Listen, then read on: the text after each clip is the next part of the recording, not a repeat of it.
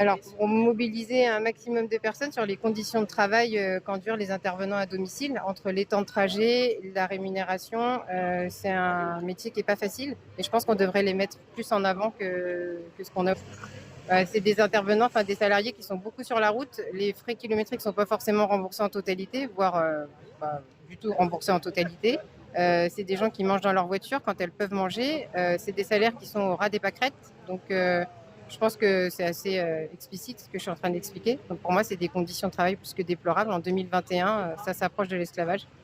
Et je pense que la crise sanitaire l'a montré, hein, le nettoyage, la propreté, c'est quelque chose dont on a besoin au quotidien.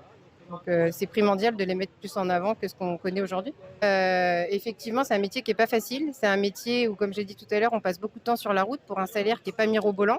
Donc là, la période avec la crise sanitaire, en plus, ça a ouvert certaines portes et effectivement, c'est beaucoup plus difficile de recruter qu'il y a quelques temps.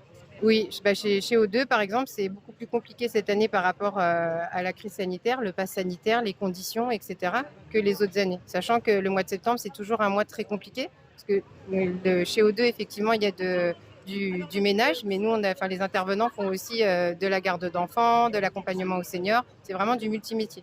Une dégradation des conditions de travail, encore une charge de travail qui est beaucoup plus difficile. Je pense qu'elles ont aussi la charge mentale parce que ce sont beaucoup des femmes, hein, les premières de corvée, comme on l'a déjà dit. On s'est déjà rassemblés à plusieurs reprises sur le sujet. Et effectivement, c'est une dégradation physique et mentale de leurs conditions jour après jour. Alors, je pense qu'il faudrait déjà, dans un premier temps, revaloriser le salaire. Je pense que ça, c'est la première des choses à faire.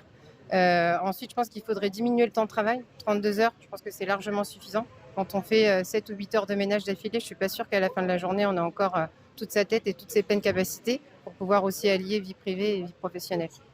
Les intervenants, les intervenants avec un grand S, hein, hommes ou femmes, sont sur le terrain toute la journée, accompagnement avec les seniors. C'est aussi un métier nécessaire aujourd'hui qui ne pourra jamais être remplacé par un robot ou par de la digitalisation.